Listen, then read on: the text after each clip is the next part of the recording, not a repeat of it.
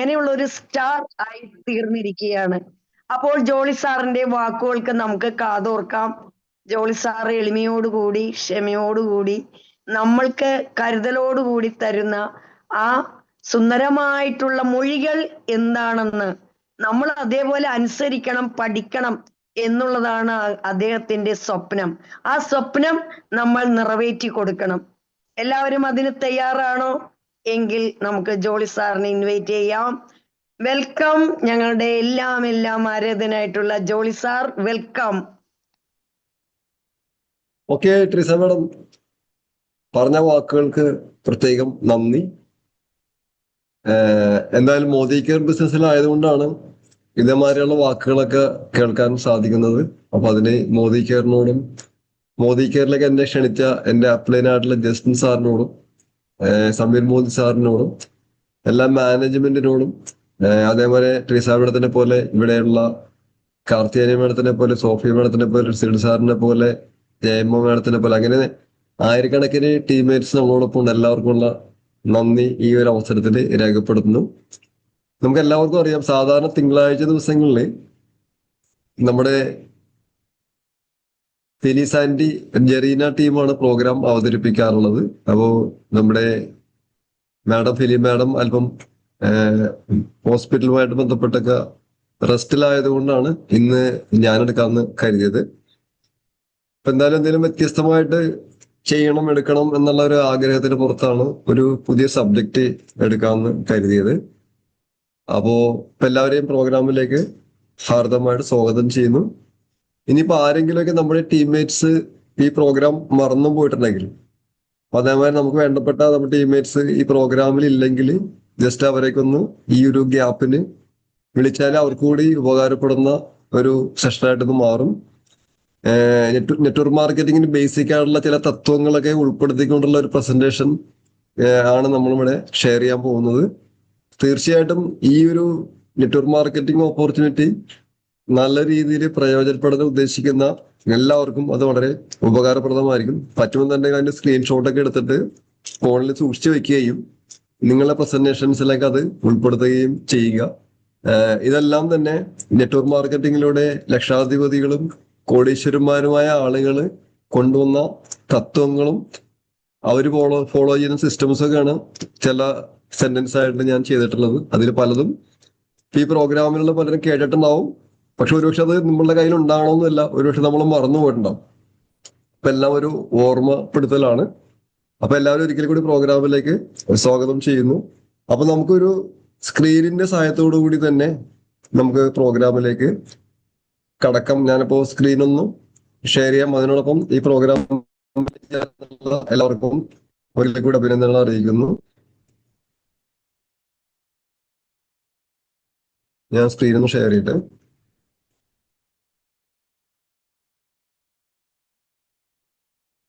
Okay, screen കാണുന്നുണ്ടെന്ന് വിചാരിക്കുന്നു. ആയി വരുന്നു. ട്രീസ മാഡം സ്ക്രീൻ കാണുന്നുണ്ടല്ലോ അല്ലെ? കാണാം. സെലക്ഷൻ. ഓക്കെ, ഇത് റൈറ്റ് സെലക്ഷൻ അല്ലേ? Okay, right selection. അപ്പോ നമുക്ക് എല്ലാവർക്കും തന്നെ അറിയാം, മോദി കെയറിൽ നമ്മളോടൊപ്പം ഒരുപാട് അപ്ലൈൻസ് ഉണ്ടായിട്ടുണ്ടാകാം, ഒരുപാട് ഡൗൺലൈൻസ് ഉണ്ടായിട്ടുണ്ടാകാം. അപ്പൊ അതേമാതിരി മറ്റ് ഗ്രൂപ്പുകളിലേക്ക് ഒരുപാട് ലീഡേഴ്സും ഒക്കെ ഉണ്ടായിട്ടുണ്ടാവും അല്ലെ? അപ്പൊ ഇവരുടെ എല്ലാം ചരിത്രം നോക്കിക്കഴിഞ്ഞാൽ, അല്ലെങ്കിൽ ഇവരുടെ എല്ലാം ഹിസ്റ്ററി നോക്കിക്കഴിഞ്ഞിട്ടുണ്ടെങ്കിൽ ഇവരുടെ എല്ലാം തീരുമാനം കൃത്യമായിരുന്നു, തീരുമാനം കറക്റ്റ് ആയിരുന്നു എന്നുള്ളത് ഇവരെല്ലാവരും നല്ല രീതിയിൽ പെർഫോം ചെയ്തപ്പോ അവർക്കെല്ലാവർക്കും നല്ല രീതിയിൽ വരുമാനം കിട്ടിയിട്ടുണ്ടാവും. അതേപോലെ നല്ല രീതിയിലുള്ള അംഗീകാരങ്ങളും അതേമാതിരിയുള്ള യാത്രകളും അല്ലെ എല്ലാം കിട്ടിയിട്ടുണ്ടാവും എന്നുള്ളത് നമുക്ക് എല്ലാവർക്കും തന്നെ അറിയാം. കാരണം ഇതിൽ എക്സ്പീരിയൻസ്ഡ് ആയിട്ടുള്ള ഒരുപാട് ലീഡേഴ്സ് ഉണ്ട്. ശരിയാണോ? അല്ലെ ട്രീസ അവിടെ ശരിയല്ലേ? ഇവരെല്ലാം ആക്റ്റീവായിട്ട് പ്രവർത്തിച്ചിരുന്ന സമയത്ത് അവർക്ക് നല്ല വരുമാനം ഉണ്ടായിട്ടുണ്ട്. അവർ വിദേശ രാജ്യങ്ങൾ സന്ദർശിച്ചിട്ടുണ്ട്. അവർക്ക് നമ്മുടെ ഈ ഒരു കൂട്ടായ്മയിൽ ഏറ്റവും നല്ല റെസ്പെക്റ്റും അംഗീകാരവും എല്ലാം നമ്മളും നമ്മളെ കമ്പനി എല്ലാം കൊടുത്തിട്ടുണ്ട്.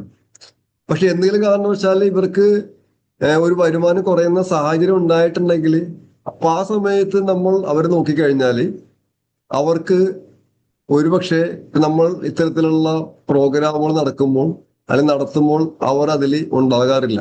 ശരിയാണോ? അവർ ഓൺലൈനിൽ ഉണ്ടാകാറില്ല. ഓഫ്ലൈൻ പ്രോഗ്രാമുകൾ ഇപ്പൊ നമ്മുടെ കമ്പനി MLCയിൽ പ്രോഗ്രാമുകൾ നടത്താറുണ്ട്. അപ്പൊ അതേമാതിരി തന്നെ സ്റ്റാർ ഹോട്ടലുകളിൽ പെയ്ഡും പെയ്ഡ് അല്ലാത്തതുമായ പ്രോഗ്രാമുകളിൽ അവരെ കാണാറില്ല, അല്ലെ? അത്തരത്തിലുള്ള പ്രോഗ്രാമുകളിൽ ഇവരെല്ലാം ഒഴിഞ്ഞു നിൽക്കുന്നുണ്ടാവും. അപ്പോൾ ഈ സമയത്ത് അവർ ഈ ഗ്രൂപ്പുമായി ചേർന്ന് നിൽക്കുന്നില്ല. അപ്പൊ ഇത്തരത്തിലുള്ള സാഹചര്യത്തിൽ ഇവരെല്ലാവരും ബന്ധപ്പെടുന്നത്, കോണ്ടാക്ട് ചെയ്യുന്നത്, ഇടപഴകുന്ന ആരുമായിട്ടായിരിക്കും? തീർച്ചയായിട്ടും ഓർഡിനറി ആയിട്ടുള്ള ആളുകളുമായിട്ടായിരിക്കും, അല്ലെ? ഓർഡിനറി ആയിട്ടുള്ള ആളുകളുമായിട്ട് ബന്ധപ്പെടുമ്പോൾ സംഭവിക്കുന്നത് എന്താണ്? സാധാരണ രീതിയിലുള്ള സംസാരങ്ങൾ, സാധാരണ രീതിയിലുള്ള സ്വപ്നങ്ങൾ, അല്ലെ? അസാധാരണമായിട്ട് ചിന്തിക്കാനുള്ള ഒരു മോട്ടിവേഷൻ, ഇൻസ്പിറേഷൻ കിട്ടുന്നില്ല. അപ്പൊ അതുകൊണ്ട് തന്നെ ഒരു ഓർഡിനറി സ്റ്റൈലിലേക്ക് അവർ പോകും. എക്സ്ട്രാ ഓർഡിനറി സ്റ്റൈലിലേക്ക് വന്ന് വലിയ ഡ്രീമുള്ള വ്യക്തിയായി മാറിയതിനു ശേഷം ഇടപഴകുന്ന സാഹചര്യങ്ങൾ നെഗറ്റീവ് ആയതുകൊണ്ട് ഇവർ വീണ്ടും സാധാരണ സാഹചര്യത്തിലേക്ക് പോകുന്നു. ട്രെയിനിങ്ങളിൽ പങ്കെടുക്കുന്നില്ല, പ്രോഗ്രാമുകളിൽ പങ്കെടുക്കുന്നില്ല, തീർച്ചയായിട്ടും സ്വപ്നങ്ങളില്ല, അല്ലെ? വീണ്ടും ഒരു ഓർഡിനറി ലൈഫിലേക്ക് പോകുന്നു, അച്ചീവ്മെന്റ് കുറയുന്നു. ഇത്തരത്തില് ബിസിനസ്സിൽ നിന്നും താഴേക്ക് പോയ ആളുകളെയും ചെയ്യാതിരിക്കുന്ന ആളുകളെയൊക്കെ നമുക്ക് കാണാനായിട്ട് കഴിയും. ശരിയാണോ? ശരിയാണോ? ശരിയാണ്. ഓക്കെ. അപ്പൊ അതിന്റെ കാരണം നേരത്തെ പറഞ്ഞ പോലെ തന്നെ അവരിതുമായിട്ട് ബന്ധപ്പെടാതെ, കണക്റ്റഡ് ആകാതെ, വിജയിച്ച ആൾക്കാരുമായിട്ട് ബന്ധപ്പെടാതെ വന്ന സമയത്ത് ഇവരുടെ ചിന്തകളും വാക്കുകളും പ്രവൃത്തികളും എല്ലാം ഓർഡിനറി ആയിട്ടുണ്ടാവും. അതുകൊണ്ട് തന്നെ ആ ഓർഡിനറി റിസൾട്ട് ആയിരിക്കും അവർക്ക് കിട്ടിയിട്ടുള്ളത്. പിന്നെ മറ്റൊരു പ്രത്യേകത എന്ന് പറയുന്നത് നെറ്റ്വർക്ക് മാർക്കറ്റിംഗ് ഒരു ടീം വർക്കാണ്, അല്ലെ? നെറ്റ്വർക്ക് മാർക്കറ്റിംഗ് ഒരു ഗ്രൂപ്പ് വർക്കാണ്. ഞാൻ എൻ്റെ ഓർമ്മ ശരിയാണെങ്കിൽ പെട്ടെന്ന് മെമ്മറിയിലേക്ക് വന്നതാണ്, ഞാൻ പറയാൻ ഉദ്ദേശിച്ചതല്ല. പണ്ട് മനുഷ്യര് മൃഗങ്ങളെ മേയിച്ചിരുന്നു, അല്ലെ? ശരിയല്ലേ? പണ്ട് ആദ്യകാലങ്ങളിൽ മൃഗങ്ങളെയാണ് നമ്മൾ മേയിച്ചിരുന്നത്, അവരെയാണ് നമ്മൾ നിയന്ത്രിച്ചിരുന്നത്, ശരിയല്ലേ? പിന്നീട് നമ്മൾ വാഹനങ്ങളെ ഒക്കെ നിയന്ത്രിക്കാൻ തുടങ്ങി, അല്ലെ? വാഹനങ്ങളെ നിയന്ത്രിക്കാൻ തുടങ്ങി. നമ്മൾ സൈക്കിളായി, മോട്ടോർ ബൈക്കായി, കാറായി, അല്ലെ? നമ്മൾ ആ കാലഘട്ടത്തിൽ അവരെല്ലാവരും നിയന്ത്രിച്ചിരുന്നത് വാഹനങ്ങളെ. പിന്നീട് യന്ത്രങ്ങളുടെ ഒരു കാലഘട്ടം വന്നു കഴിഞ്ഞപ്പോഴേക്കും യന്ത്രങ്ങൾ, അല്ലെ? എന്തൊക്കെയാണ് യന്ത്രങ്ങള്? നമ്മൾ സാധാരണ കൃഷിയിൽ നിന്നും എന്താണ് അതിന്റെ പേര്, ട്രാക്ടറിലേക്ക് മാറി, അല്ലെ? പിന്നെ പല പല മെഷീനറികളിലേക്ക് മാറി. അപ്പോൾ മനുഷ്യരെ നിയന്ത്രിച്ചിരുന്നത് എന്താണ്? യന്ത്രങ്ങളായിരുന്നു. അപ്പോ മൃഗങ്ങളെ നിയന്ത്രിച്ചു, പിന്നെന്താണ്? വാഹനങ്ങളെ നിയന്ത്രിച്ചു, പിന്നീട് യന്ത്രങ്ങളെ നിയന്ത്രിച്ചു, അല്ലെ? നമ്മൾ കൈക്കരുത്തുകൊണ്ട് ചെയ്തിരുന്ന കാര്യങ്ങളെല്ലാം യന്ത്രങ്ങളായിട്ട് മാറി. അപ്പൊ ഈ കാലഘട്ടത്തിലേക്ക് അവരായിരുന്നു അന്നത്തെ റിച്ചായ ആൾക്കാര്, അല്ലെ? പണക്കാരായ ആൾക്കാര്, പ്രശസ്തരായ ആൾക്കാരൊക്കെ ഇത്തരത്തിൽ കാര്യങ്ങൾ ചെയ്തിരുന്നവരായിരുന്നു, അല്ലെ? പിന്നീടാണ് ടെക്നോളജി വന്നു, അല്ലെ? സിസ്റ്റംസ് വന്നു. കമ്പ്യൂട്ടറിനെ നിയന്ത്രിക്കാനും, അല്ലെ, സോഫ്റ്റ്വെയർ നിയന്ത്രിക്കാനൊക്കെ ആളുകൾ പഠിച്ചു. അതിലൂടെ ഒരുപാട് ആളുകൾ സക്സസ്ഫുൾ ആയി. അപ്പൊ ഇതെല്ലാം ചെയ്യുന്നതിനോടൊപ്പം തന്നെ ഈ കാലഘട്ടത്തിൽ ഏറ്റവും റിച്ച് ആയിക്കൊണ്ടിരിക്കുന്ന ആളുകൾ എന്തിനെ നിയന്ത്രിക്കുന്ന ആൾക്കാരാണെന്ന് പറയുമ്പോൾ ഈ നമ്മളുടെ നെറ്റ്വർക്ക് മാർക്കറ്റിംഗുമായിട്ട് കണക്റ്റഡ് ആയിട്ടുള്ള ലീഡേഴ്സുമായിട്ട് ബന്ധപ്പെടുമ്പോൾ, അല്ലെ അത്തരത്തിൽ ചിന്തിക്കുമ്പോൾ ഇന്ന് ഇവരെന്തിനെയാണ് നിയന്ത്രിക്കേണ്ടത്, അല്ലെ സക്സസ്ഫുൾ ആയിട്ടുള്ള ലീഡേഴ്സ് എന്തിനെയാണ് നിയന്ത്രിച്ചുകൊണ്ടിരിക്കുന്നത് പറയാമോ? ഒരു just interaction. Okay, right answer. Many sir, congratulation, അല്ലെ? അപ്പൊ ശരിക്കും പറഞ്ഞാൽ ഇന്നത്തെ കാലത്ത് നമുക്ക് വിജയിക്കണമെന്നുണ്ടെങ്കിൽ നമുക്ക് വിജയിക്കാൻ പറ്റുന്ന നല്ലൊരു ആശയം ഉണ്ടാകണം, അല്ലെ? ആ ആശയമായിട്ട് മുമ്പോട്ട് പോകുമ്പോൾ അതുമായിട്ട് യോജിക്കുന്ന നിരവധിയായ വ്യക്തികളെ നമുക്ക് നിയന്ത്രിക്കാനും അവരോടൊപ്പം ചേരാനും അവരോട് ചേർന്ന് നിൽക്കാനും കഴിയണം, അല്ലെ? അവിടെ നമ്മളൊരു ഒറ്റപ്പെട്ട് നിന്നുകൊണ്ടോ അല്ലെങ്കിൽ കൂടെയുള്ള ആളുകളുടെ അഭിപ്രായങ്ങൾ എടുക്കാതെ അല്ല വിഘടിച്ച് നിന്നത് കൊണ്ടോ ഒരിക്കലും വിജയിക്കാനായിട്ട് കഴിയില്ല. നമ്മൾ ഒരു നെറ്റ്വർക്ക് മാർക്കറ്റിംഗ് ലീഡർ ആണെന്നുണ്ടെങ്കിൽ നമ്മൾ വെള്ളം പോലെ ഒഴുകണം എന്ന് പറയുന്നു. വെള്ളം പോലെ ആയിരിക്കണം. വെള്ളത്തിന്റെ പ്രത്യേകത എന്താണ്? കുപ്പിയിൽ ഒഴിക്കുമ്പോൾ കുപ്പിയുടെ ഷേപ്പ്, ഗ്ലാസ്സിൽ ഒഴിച്ചാൽ ഗ്ലാസിന്റെ ഷേപ്പ്, ഏത് സാഹചര്യമായിട്ട് ഇണങ്ങി പോകും. Okay, thank U Rini madam. അല്ലെ, വെള്ളം കുപ്പിയിൽ ഒഴിച്ചാൽ കുപ്പിയുടെ ഷേപ്പിലായിരിക്കും, ഒരു ബേസിലാണെങ്കിൽ ബേസിന്റെ ഷേപ്പിലായിരിക്കും, അല്ലെ, ഒരു ഗ്ലാസ്സിൽ ഒഴിച്ചാൽ ഗ്ലാസിന്റെ ഷേപ്പിലായിരിക്കും. അപ്പോൾ വിജയിക്കുന്ന ആളുകൾക്ക് വെള്ളത്തിന്റെ ഒരു ക്യാരക്ടർ ആയിരിക്കണം, അല്ലെ, എല്ലാ തരത്തിലുള്ള ആളുകളെയും സാഹചര്യങ്ങളെയും, അല്ലെ, വ്യക്തികളെയും സിസ്റ്റങ്ങളെയും, അല്ലെ, ഓഫീസായിട്ട് ബന്ധപ്പെട്ട കാര്യങ്ങളെയും എല്ലാത്തിനെയും നമുക്ക് നിയന്ത്രിച്ച് എല്ലാവരോടും ഇഴുകിച്ചേർന്ന് പോകാനായിട്ട് കഴിയുമ്പോഴാണ് ആ ലീഡർ അദ്ദേഹത്തിൻ്റെതായിട്ടുള്ള മേഖലയിൽ വിജയിക്കുന്നത്. അപ്പൊ അവിടെ ഏറ്റവും പ്രധാനപ്പെട്ട കാര്യം, നമ്മൾ എത്ര കഴിവുള്ള ആളാണെങ്കിലും, എത്ര വിദ്യാഭ്യാസമുള്ള ആളാണെങ്കിലും, എത്ര പഠിപ്പുള്ള ആളാണെങ്കിലും, എത്ര ആരോഗ്യമുള്ള ആളാണെങ്കിലും, എത്ര കോണ്ടാക്ട്സ് ഉണ്ടെന്നുണ്ടെങ്കിലും, നമ്മളുടെ ഏറ്റവും പ്രധാനപ്പെട്ട ഒരു മന്ത്രമായിട്ടുള്ള ആറ്റിറ്റ്യൂഡ് കറക്റ്റ് ഇല്ലെങ്കിൽ, അല്ലെ, മനോഭാവം കറക്റ്റ് ഇല്ലെങ്കിൽ, വിജയത്തിന് ഇതിഹാസത്തിൽ പറയുന്ന പോലെ ആ പൂക്കൾ ശ്മശാനത്തിലെ പൂക്കളെ പോലെ ആയിരിക്കും എന്ന് പറയുന്നത്. അതായത് എന്തെല്ലാം മിടുക്കുണ്ടെങ്കിലും നേരത്തെ പറഞ്ഞ ആറ്റിറ്റ്യൂഡ് കറക്റ്റ് ഇല്ലെങ്കിൽ, അല്ലെ, പോസിറ്റീവായിട്ടുള്ള ആറ്റിറ്റ്യൂഡ് ഇല്ല എങ്കിൽ, എന്തിനേയും നെഗറ്റീവായിട്ട് കാണുന്ന ഒരു ആറ്റിറ്റ്യൂഡാണ് ഉള്ളതെങ്കിൽ അവർക്ക് വിജയിക്കാനുള്ള സാധ്യത നെറ്റ്വർക്ക് മാർക്കറ്റിംഗ് ബിസിനസ്സിൽ കുറവായിരിക്കും എന്ന് പറയുന്നത്. ആറ്റിറ്റ്യൂഡിനെ പറ്റി പറയാന്നുണ്ടെങ്കിൽ ഞാൻ ജസ്റ്റ് ഒരു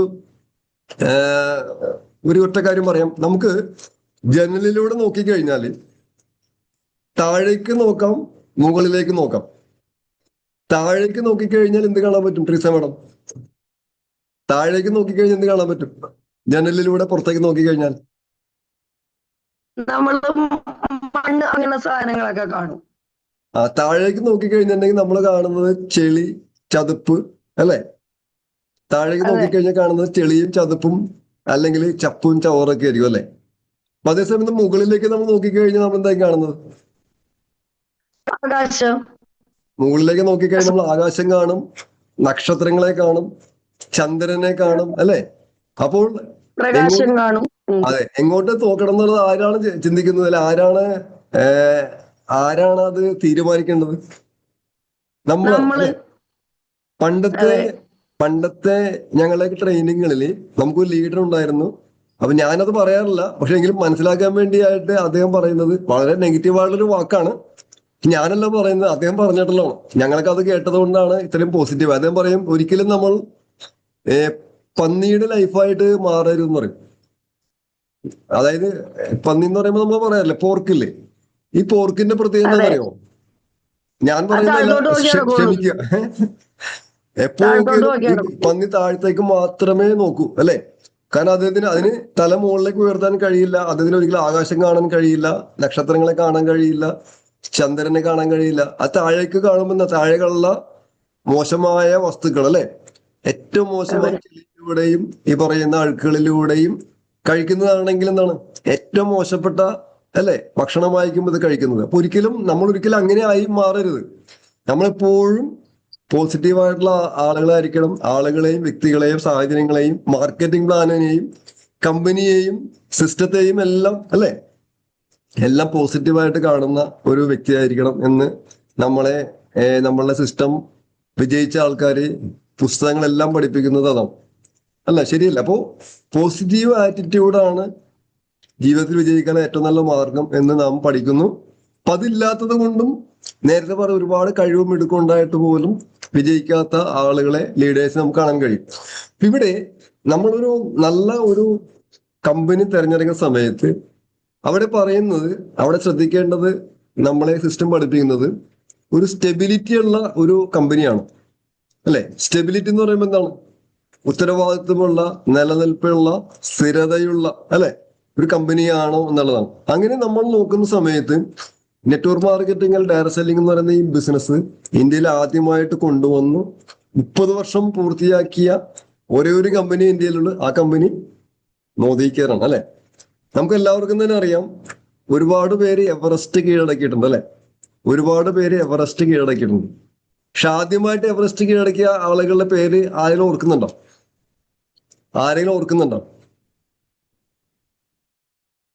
ഡെൻസിംഗ് ഹിലാരി.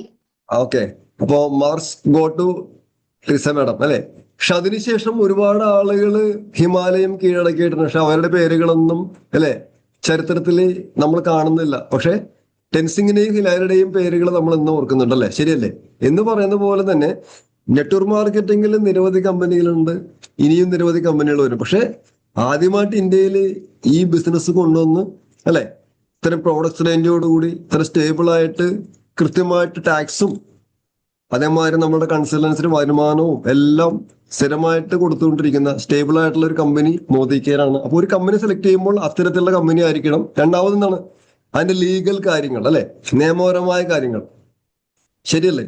ഇവിടെ മോദി കെയറിനോടൊപ്പം തന്നെ ഇന്ത്യയിൽ വന്ന് പ്രവർത്തിച്ചിരുന്ന പല കമ്പനികളും ഇന്ന് നിലവിലില്ല. പല കമ്പനികളും ഇല്ല. ഈ മോദി കെയർ ശക്തമായിട്ട് പ്രവർത്തിച്ചുകൊണ്ടിരുന്നപ്പോൾ തന്നെ എന്റെ അനുഭവം പറയുകയാണെങ്കിൽ നിരവധിയായ കമ്പനികൾ വന്ന് ലോക്കൽ ഭാഷയിൽ പറഞ്ഞാൽ ചെകുത്താൻ പൂ കാണിക്കുന്ന പോലെ നമ്മുടെ ആളുകളെയൊക്കെ വശീകരിച്ച് കൊണ്ടുപോയിട്ടുണ്ട്. എന്റെ ഓർമ്മ ശരിയാണെങ്കിൽ നിങ്ങളതൊരു പക്ഷെ ആ പേരിലൊന്നും കേട്ടിട്ടുണ്ടാവില്ല.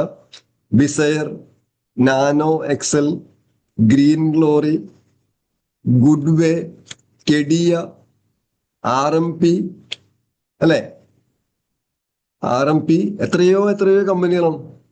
ഈ കമ്പനികളൊന്നും ഇന്നില്ല. കാരണം അവരുടെയൊക്കെ ലക്ഷ്യം ശരിയായ രീതിയിൽ നെറ്റ്വർക്ക് മാർക്കറ്റിംഗ് ബിസിനസ് ചെയ്യുക എന്നുള്ളതായിരുന്നില്ല, ആളുകളെ പൈസ അടിച്ചു മാറ്റുക എന്നുള്ള ഒറ്റ ഉദ്ദേശം മാത്രം ഉണ്ടായിരുന്നുള്ളൂ. അതുകൊണ്ട് തന്നെ ആ കമ്പനികളൊന്നും തന്നെ ഇന്ന് നിലവിലില്ല. അപ്പോൾ നമ്മൾ സെലക്ട് ചെയ്ത കമ്പനി നമ്മളുടെ സെലക്ഷൻ കറക്റ്റ് ആണ് അല്ലെ, ശരിയല്ലേ. പിന്നെ അടുത്തെന്താണ് ആ കമ്പനികൾ നൽകുന്ന പ്രോഡക്ട്സ് അത് നല്ലതാണോ, നല്ലൊരു ഇമ്പാക്റ്റ് ഉണ്ടാക്കാനായിട്ട് കഴിയുന്നുണ്ടോ സൊസൈറ്റിയിൽ, അല്ലെങ്കിൽ കൺസൾട്ടൻസിന് ഇടയിൽ, കസ്റ്റമേഴ്സിന് ഇടയിൽ നല്ലൊരു ഇമ്പാക്റ്റ് വീണ്ടും വീണ്ടും അവർക്ക് ഉപയോഗിക്കാൻ തോന്നണം. അതിന്റെ പ്രൈസ് റീസണബിൾ ആയിരിക്കണം, അതിനോട് നമുക്കൊരു സ്നേഹം ഉണ്ടായിരിക്കണം, ഒരു പ്രണയം ഉണ്ടായിരിക്കണം, ഒരു പ്രേമം ഉണ്ടായിരിക്കണം. അങ്ങനെയുള്ള ഉൽപ്പന്നങ്ങളാണോ ആ കമ്പനി കൊടുക്കുന്നതെന്ന് നമ്മൾ നോക്കണം എന്ന് പറയുന്നത്. ഇന്ന് വളരെ കുറച്ച് ഉൽപ്പന്നങ്ങൾ മാത്രം വെച്ചുകൊണ്ട്, അത് വില കൂടിയ ഉൽപ്പന്നങ്ങൾ മാത്രം വെച്ചുകൊണ്ട്, റിപ്പീറ്റ് സെയിൽസ് ഇല്ലാത്ത ഉൽപ്പന്നങ്ങൾ വെച്ചുകൊണ്ടുള്ള ധാരാളം കമ്പനികൾ വരുന്നുണ്ട്, വന്നു പോകുന്നുണ്ട്. ചില കമ്പനികളുടെ ഉൽപ്പന്നങ്ങൾ ഭയങ്കരമായ വിലയായിരിക്കും, അതുകൊണ്ട് സ്ഥിരമായിട്ട് അവർക്ക് കസ്റ്റമേഴ്സിന് മേടിക്കാൻ കഴിയില്ല. അങ്ങനെ വരുമ്പോൾ മോദിക്ക് ഉൽപ്പന്നങ്ങൾ പ്രത്യേകത എന്താണ് അല്ലെ, അതിനൊരു ഗ്രേറ്റ് ഇമ്പാക്റ്റ് ഉണ്ടാക്കാൻ കഴിയുന്നുണ്ട്, നമുക്ക് അതിനോട് സ്നേഹമുണ്ട്. ശരിയാണോ ഞാൻ പറയുന്നത്? ശരിയാണോ? 100% ഓക്കെ 100% ശരിയാണ്. ഓക്കെ. അതിനോടൊപ്പം തന്നെ അല്ലെ നമുക്ക് വേണ്ട രീതിയിലുള്ള പ്ലാനുകൾ കൃത്യമായിട്ട് സമയാസമയങ്ങളിൽ തന്ന്, വേണ്ട മാറ്റങ്ങളൊക്കെ കൃത്യമായ സമയങ്ങളിൽ തന്ന് നമുക്ക് എങ്ങനെയെല്ലാം വരുമാനം കൂട്ടിത്തരാൻ കഴിയുമോ അത്തരത്തിൽ ചിന്തിക്കുന്ന ഒരു മാനേജ്മെന്റും MDയുമാണ് നമുക്കുള്ളത്. അഥവാ എന്തെങ്കിലും കാരണവശാല് പുതിയൊരു പ്ലാൻ, ഒരു പുതിയ ചേഞ്ച് വന്നു കഴിഞ്ഞാൽ അത് ഏതെങ്കിലും രീതിയിൽ നമ്മുടെ കൺസൾട്ടൻസിന്, അഡ്വൈസേഴ്സിന് എന്തെങ്കിലും ബുദ്ധിമുട്ടുണ്ടെങ്കിൽ അതിന് മാറ്റം വരുത്താനും അതിന് പകരമായിട്ട് അതിനേക്കാൾ ബെറ്റർ ചേഞ്ച് കൊണ്ടുവരാനും നമ്മളെ കമ്പനി തയ്യാറാണ് അല്ലെ. അത് നമുക്ക് പലപ്പോഴും മനസ്സിലായിട്ടുണ്ട്. പക്ഷെ കമ്പനിയുടെ ഉദ്ദേശം എന്താണെന്ന് മനസ്സിലാക്കി, അത് സമീർജിയുടെ വിഷൻ എന്താണെന്ന് മനസ്സിലാക്കി, അതിന്റെ ആറ്റിറ്റ്യൂഡ് എന്താണെന്ന് മനസ്സിലാക്കി, അതിനോടൊപ്പം ചേർന്ന് നിൽക്കുക എന്നുള്ളതാണ്. കാരണം ഇത്തരത്തിൽ ചെറിയൊരു മാറ്റങ്ങൾ വന്ന സമയത്ത് സമീർജിയെ വിശ്വസിക്കാതെ, മോദിക്കാരനെ വിശ്വസിക്കാതെ, അല്ലെ പ്ലാനിനെ വിശ്വസിക്കാതെയൊക്കെ മറ്റു കമ്പനികളിലേക്ക് ചേക്കേറിയ ധാരാളം ആളുകളുണ്ട്. പക്ഷെ ഇവരുടെ എല്ലാം സ്റ്റോറി നോക്കിക്കഴിഞ്ഞാൽ ഇതിൽ നിന്ന് പോയതിനു ശേഷം പച്ചപിടിച്ച വിജയിച്ച കഥകളൊക്കെ വളരെ വളരെ കുറവാണ്. ശരിയാണോ? ഒരുപാട് ആളുകൾക്ക് അത്തരത്തിലുള്ള അബദ്ധം പറ്റിയിട്ടുണ്ട്. പക്ഷെ ഇത്തരം മാറ്റങ്ങൾ വന്നപ്പോൾ, ചേഞ്ച് വന്നപ്പോൾ, ബുദ്ധിമുട്ട് വന്നപ്പോൾ മോദി കെയറിനോടൊപ്പം ചേർന്ന് നിന്ന ലീഡേഴ്സിന്റെ ലൈഫ് നോക്കിക്കഴിഞ്ഞാൽ അവരെല്ലാവരും വളരെ സേഫാണ്, അവരെല്ലാവരും വളരെ സുരക്ഷിതരാണ്. സേഫ് ആയിട്ടുള്ള ഒരു അച്ചീവ്മെന്റ് അവർക്ക് നിലനിർത്താനായിട്ട് കഴിയുന്നുണ്ട്. അപ്പൊ അതേസമയം ഇതിൽ നിന്ന് മാറിപ്പോയ ആളുകളിലേക്ക് കഥ നോക്കിക്കഴിഞ്ഞാൽ അവർക്ക് ആർക്കും മോദി കെയർ ഉണ്ടാക്കിയ ഒരു നേട്ടങ്ങളോ അച്ചീവ്മെന്റോ അംഗീകാരമോ ഉണ്ടാക്കാൻ കഴിഞ്ഞില്ല എന്നുള്ളത് സത്യമായ കാര്യമാണ്. അത് ഇതുമായിട്ട് ബന്ധപ്പെട്ട് നിൽക്കുന്ന ആളുകൾക്ക് എക്സ്പീരിയൻസ് ഉണ്ടാവും. ശരിയാണോ? ഹലോ, ഞാൻ പറയുന്നത് കേൾക്കുന്നുണ്ടെന്നാണ് ചോദിക്കുന്നത്. ശരിയല്ലേ? അപ്പോൾ നമ്മൾ കമ്പനിയുടെ വിഷൻ മനസ്സിലാക്കി, കമ്പനിയുടെ ആറ്റിറ്റ്യൂഡ് മനസ്സിലാക്കി, നമ്മളോട് സ്നേഹം മനസ്സിലാക്കി, എന്തെങ്കിലും ചെറിയ ചെറിയ പ്രശ്നങ്ങൾ വന്നാൽ പോലും നമ്മൾ അതിനോടൊപ്പം ചേർന്ന് നിൽക്കുക എന്നുള്ളതാണ് അല്ലെ. നമുക്കറിയാം, എല്ലാം പെർഫെക്റ്റ് ആയിട്ടുള്ള ഒരു വ്യക്തിയോ സാഹചര്യമോ കമ്പനിയോ മാർക്കറ്റിംഗ് പ്ലാനോ ഓഫീസോ സോഫ്റ്റ്വെയറോ ഉണ്ടാകുമോ? എല്ലാം പെർഫെക്റ്റ് ആയിട്ടുള്ള ഉണ്ടാവോ? അല്ലെ, മനുഷ്യരും അങ്ങനെ തന്നെയാണ്. ഇപ്പൊ ഞാൻ പറയാം, ഇപ്പൊ ഒരു തമാശ രൂപത്തിൽ പറഞ്ഞാല് നമ്മളൊരു മാരേജ് കഴിച്ചു അല്ലെ, നമ്മളൊരു കല്യാണം കഴിച്ചു, ഇതിലുള്ള എല്ലാവരും കല്യാണം കഴിച്ചവരാണ്, ശരിയല്ലേ? നമ്മളുടെ പാർട്ട്ണർ, അത് ഭാര്യ ആയാലും ഭർത്താവ് ആയാലും എല്ലാ കാര്യങ്ങളും പെർഫെക്റ്റ് ആയിരിക്കുമോ? ഇല്ല ഇല്ല. അങ്ങനെ എന്തെങ്കിലും പോരായ്മ ഉണ്ടെന്ന് കരുതി നമുക്ക് വേറൊരു മാരേജിലേക്ക് പോകാനോ അല്ലെ വേറൊരു പാർട്ട്ണറെ സെലക്ട് ചെയ്യാൻ നമുക്ക് പറ്റുമോ? നമ്മൾ എന്ത് ചെയ്യും? നമ്മൾ എടുത്ത തീരുമാനം കൃത്യമായത് കൊണ്ട് അതിൽ പോരായ്മകളെല്ലാം അല്ലെ നമ്മൾ മനസ്സിലാക്കി അഡ്ജസ്റ്റ് ചെയ്ത് അങ്ങനെ ആ ചേർന്ന് ഈ പറയുന്ന രീതിയിൽ അതിനോട് അനുരൂപമായി അല്ലെ അതിനോട് ചേർന്ന് അഡ്ജസ്റ്റ് ചെയ്ത് പോകുമ്പോഴാണ് ആ ഒരു റിലേഷൻഷിപ്പ് വളരെ ശക്തമായിട്ട് പോകുന്നത് അല്ലെ. അല്ലാതെ ചെറിയൊരു ഇഷ്യൂ ഉണ്ടെങ്കിൽ നമുക്കിത് മാറി മാറി ചെയ്യാൻ പറ്റുമോ? പാർട്ട്ണറെ മാറ്റാൻ പറ്റും? ഇല്ല. ഇല്ല. പക്ഷെ അങ്ങനെ മാറുന്ന ആൾക്കാരും മാറിയ ആൾക്കാരും ഒക്കെ ഉണ്ട്. പക്ഷെ അവരുടെയൊക്കെ ഹിസ്റ്ററി നോക്കിക്കഴിഞ്ഞാൽ അവരാരും ഹാപ്പി അല്ല. കുറെ കഴിയുമ്പോൾ ഇവരെല്ലാവരും പശ്ചാത്തപിച്ചിട്ടുണ്ട് ആ സമയത്ത് എടുത്ത തീരുമാനത്തിൽ, ശരിയല്ലേ? ഇത് തന്നെയാണ് ഇവിടെയും നെറ്റ്വർക്ക് മാർക്കറ്റിൽ ഇങ്ങനെ തന്നെയാണ്. നമ്മുടെ കമ്പനിയുടെ വിഷൻ മനസ്സിലാക്കി, സിസ്റ്റം മനസ്സിലാക്കി, എന്തിനു വേണ്ടിയാണ് കമ്പനി വന്നിരിക്കുന്നത്, കമ്പനിയുടെ ഉദ്ദേശം എന്താണെന്ന് മനസ്സിലാക്കി കഴിഞ്ഞാൽ എന്തെങ്കിലും പോരായ്മകൾ ഉണ്ടെങ്കിലും അതെല്ലാം അഡ്ജസ്റ്റ് ചെയ്ത് അതിൽ വരുന്ന മാറ്റങ്ങൾ ഉൾക്കൊണ്ട് കമ്പനി എപ്പോഴും നമ്മളോടൊപ്പം ഉണ്ടാകും എന്ന് മനസ്സിലാക്കി നിൽക്കുന്നവരാണ് വിജയിച്ച ആൾക്കാർ അല്ലെ. ഒരു കാര്യം ഈ സമയത്ത് ഞാൻ ഓർമ്മിക്കുന്നത്, ഒരു പ്രത്യേക കാലഘട്ടത്തിൽ ശരിയായ നെറ്റ്വർക്ക് മാർക്കറ്റിങ്ങുകൾക്കൊപ്പം ഇല്ലീഗലായിട്ടുള്ള മണി ചെയിൻ കമ്പനികൾ വന്നപ്പോൾ സർക്കാരിന് പോലും തിരിച്ചറിയാൻ പറ്റിയില്ല എന്ത് നല്ലത് ഏത് ചീത്ത ഏതെന്ന് തിരിച്ചറിയാൻ പറ്റാത്ത സാഹചര്യത്തിൽ ഒരു നെറ്റ്വർക്ക് മാർക്കറ്റിംഗ് കമ്പനിക്കും പ്രവർത്തിക്കാൻ പറ്റാത്ത ഒരു സാഹചര്യം കേരളത്തിൽ ഉണ്ടായിരുന്നു. എത്ര പേര് അത് എക്സ്പീരിയൻസ് ചെയ്തിട്ടുണ്ടെന്ന് എനിക്കറിയില്ല. ആ സമയത്ത് ഇതിലുള്ളവർ ആരെങ്കിലും ഉണ്ടോ ഈ ഗ്രൂപ്പില്? ഞാനുണ്ട് സാർ. ഓക്കെ. ആ സമയത്ത് പല വിദേശ കമ്പനികൾക്കും ഇവിടെ പ്രവർത്തിക്കാൻ കഴിഞ്ഞില്ല. പല സ്ഥാപനങ്ങളും അടച്ചിട്ടു. അപ്പൊ ആ സമയത്ത് പോലും കൃത്യമായിട്ട് അതിനെതിരെ പ്രവർത്തിച്ച് ഇവിടെ പ്രവർത്തിക്കുന്നതിനുള്ള അനുമതി വാങ്ങിയ നമ്മുടെ കസ്റ്റമേഴ്സിന് ഉൽപ്പന്നം കൃത്യമായിട്ട് മറ്റു സ്ഥലങ്ങളിൽ നിന്ന് എത്തിച്ചു കൊടുത്ത ഒരേ ഒരു കമ്പനിയാണ് മോദി കെയർ. ആ സമയത്ത് പോലും മോദി കെയർ ഉണ്ടായിരുന്നു. അപ്പൊ ആ സമയത്ത് പൂട്ടിപ്പോയ പല വിദേശ കമ്പനികളിലെയും ലീഡേഴ്സ് ആ സമയത്ത് മോദി കെയറിൽ ജോയിൻ ചെയ്തു. അവരൊക്കെ ഇപ്പോഴും സജീവമായിട്ട് മോദി കെയറിലുണ്ട്. അവരുടെ പേരുകൾ ഞാൻ പറയുന്നില്ല. ഞാൻ പറയുന്നത് ക്ലിയർ ആണല്ലോ അല്ലെ? ആ പ്രതിസന്ധി കാലഘട്ടത്തിൽ പോലും ഇന്ത്യയുടേതായിട്ടുള്ള കമ്പനിയായ മോദി കെയർ മാത്രമേ പ്രവർത്തിച്ചിരുന്നുള്ളൂ. പല കമ്പനികൾക്കും പ്രവർത്തിക്കാൻ പോലും പറ്റിയിരുന്നില്ല. ഇല്ലീഗലായിട്ടുള്ള കമ്പനികളെല്ലാം പൂട്ടിപ്പോയി. മറ്റു കമ്പനികൾക്ക് അവരുടെ ഓഫീസിൽ അടച്ചിടേണ്ടി വന്നു. അപ്പൊ ആ സമയത്തും കൃത്യമായിട്ട് നമ്മുടെ കസ്റ്റമേഴ്സിന്റെ ഉൽപ്പന്നങ്ങൾ കൊടുക്കാൻ സാധിച്ച ഒരേ ഒരു കമ്പനി മോദി കെയർ. അപ്പൊ നമുക്ക് ധൈര്യമായിട്ട് മോദി കെയറിനെ വിശ്വസിക്കാം. അവിശ്വസിച്ച് മറ്റു മാർഗങ്ങളിലേക്കും മറ്റു കമ്പനികളിലേക്കും പോയ ആളുകളുടെ കാര്യം നമുക്കൊന്നും പറയാനില്ല. അത് കർമ്മദോഷം എന്ന് പറയും. നമ്മുടെ കഴിഞ്ഞ ദിവസം ഞാൻ പറഞ്ഞ പോലെ എന്താണ് കർമ്മദോഷം അല്ലെ? നമ്മളെ വീട്ടിൽ ഞാൻ നേരത്തെ പറഞ്ഞ ഒരിക്കൽ കൂടി പറയാം, നമ്മൾക്ക് നല്ല സപ്ലിമെന്റ്സ് ഉണ്ട് അല്ലെ? നല്ല സപ്ലിമെന്റ്സ് ഉണ്ട്. അത് ജ്യൂസ് രൂപത്തിലും ടാബ്ലറ്റ് രൂപത്തിലും പൗഡർ രൂപത്തിലും ഒക്കെ ഉണ്ടല്ലേ. നമ്മൾ എല്ലാ രീതിയിലും പ്രൊട്ടക്ട് ചെയ്യാനുള്ള ഉൽപ്പന്നം നമ്മുടെ കയ്യിലുണ്ട്. എന്നിട്ടും നമ്മൾ വീട്ടിൽ പോലും ചിലപ്പോൾ ഇത് ഉൽപ്പന്നം ഉപയോഗിക്കാത്ത ആൾക്കാരുണ്ടാകും, വിശ്വസിക്കാത്ത ആൾക്കാരുണ്ടാവും അല്ലെ? ഇതെല്ലാം കഴിക്കാതെ അവർക്ക് എന്തെങ്കിലും ഹെൽത്ത് ഇഷ്യൂസോ പ്രശ്നങ്ങളോ വന്നു കഴിഞ്ഞിട്ടുണ്ടെങ്കിൽ നമുക്ക് വല്ലതും ചെയ്യാൻ പറ്റുമോ? എന്തുകൊണ്ടാണത്? അത് അവരുടെ കർമ്മഫലം അല്ലെ? അത്രേ നമുക്ക് പറയാൻ പറ്റുള്ളൂ. അപ്പൊ ഞാൻ പറഞ്ഞത് ഇതെല്ലാം നമ്മൾ പറയുന്നതെല്ലാം എക്സ്പീരിയൻസിന്റെ അടിസ്ഥാനത്തിലാണ്. ഞാൻ മോദി കെയറിൽ വന്നിട്ട് ഇപ്പോ കൃത്യമായിട്ട് പറഞ്ഞ് 26 വർഷമായി. 2000-ലാണ് ഞാൻ സ്റ്റാർട്ട് ചെയ്യുന്നത്.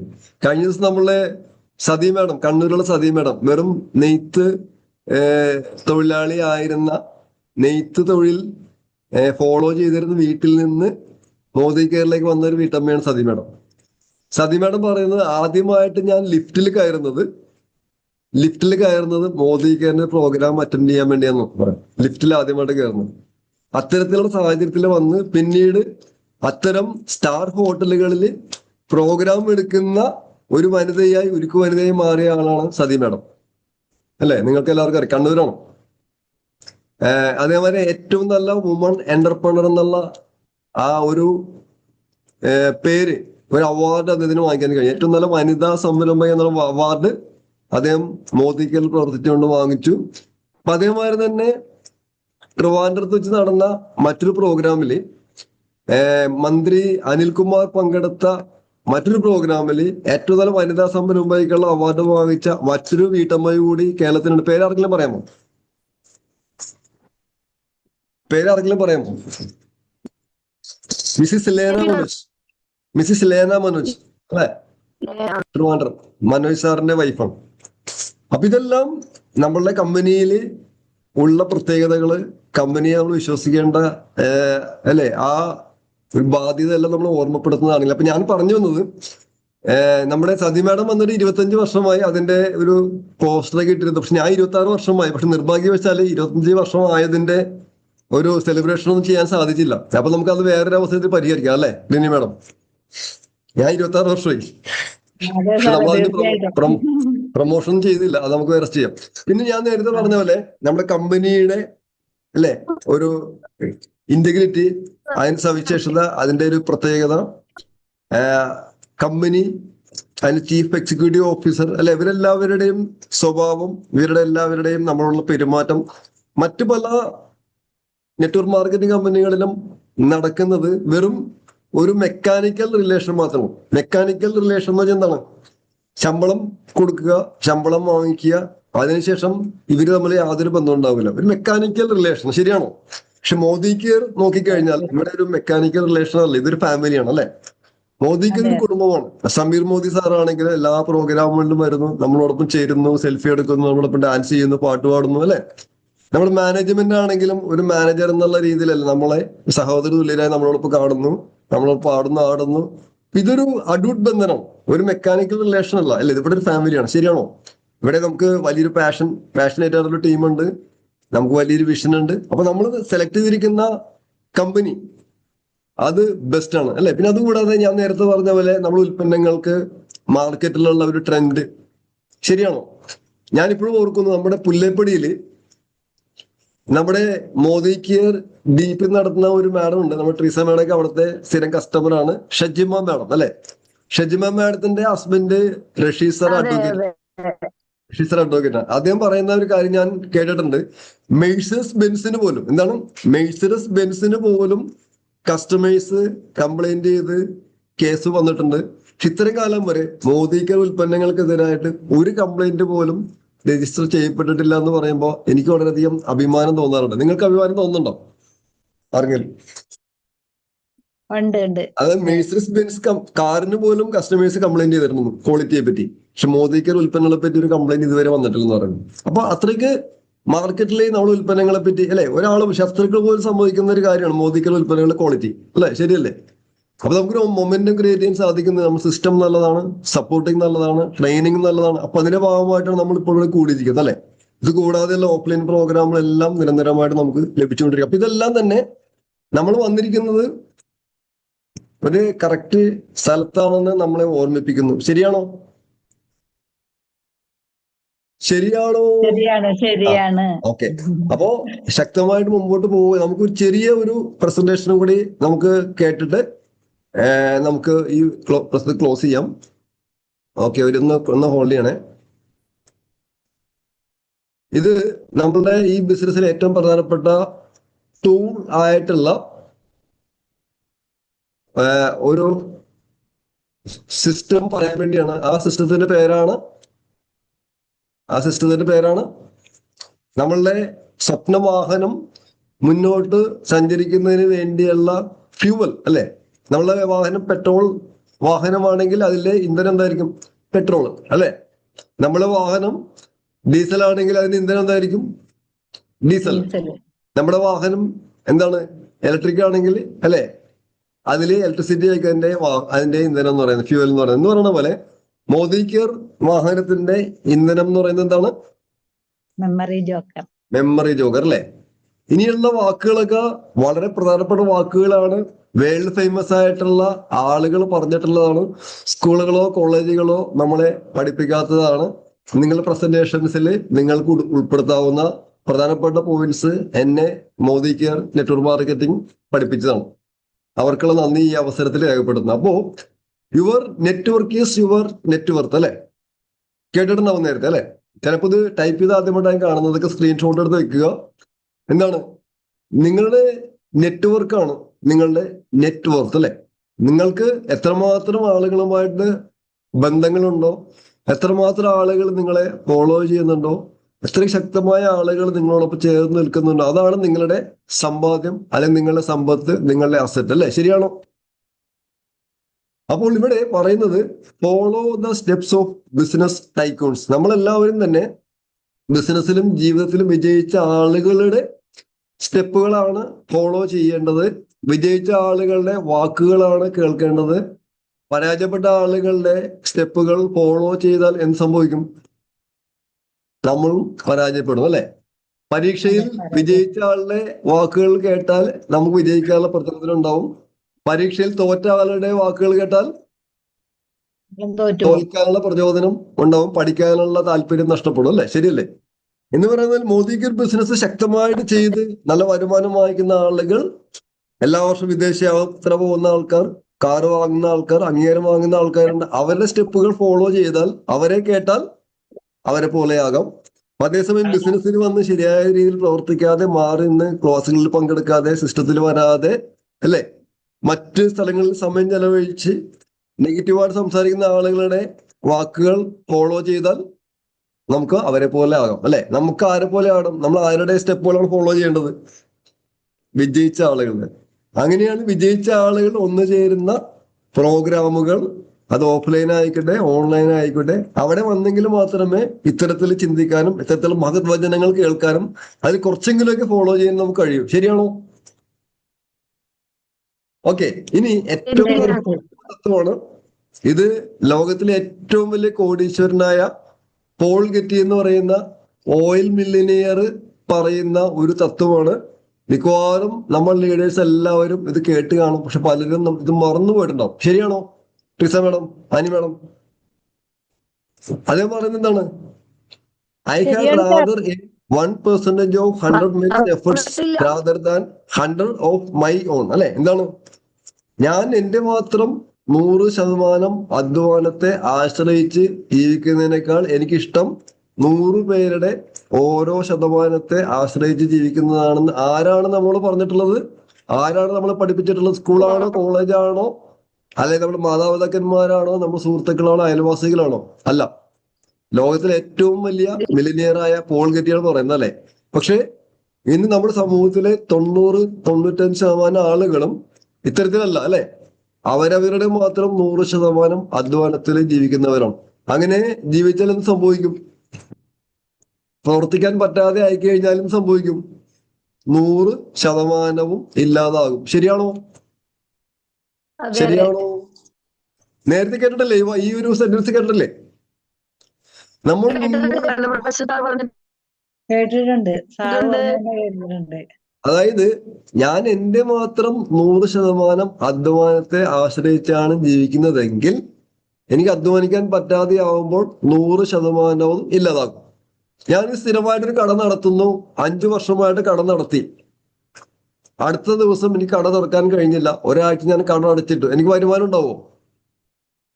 കാരണം ഞാൻ എന്റെ മാത്രം അധ്വാനത്തെ ആശ്രയിച്ചാണ്, അല്ലെ, ഞാൻ അവിടെ പ്രവർത്തിച്ചത്. അല്ലെങ്കിൽ ഞാൻ ഒറ്റക്കാണ് ആ പ്രസ്ഥാനം നടത്തിയത്. അവിടെ നമുക്ക് വേണ്ടി പ്രവർത്തിക്കാൻ ടീം ഉണ്ടെങ്കിൽ ഓക്കെ, അല്ലെ?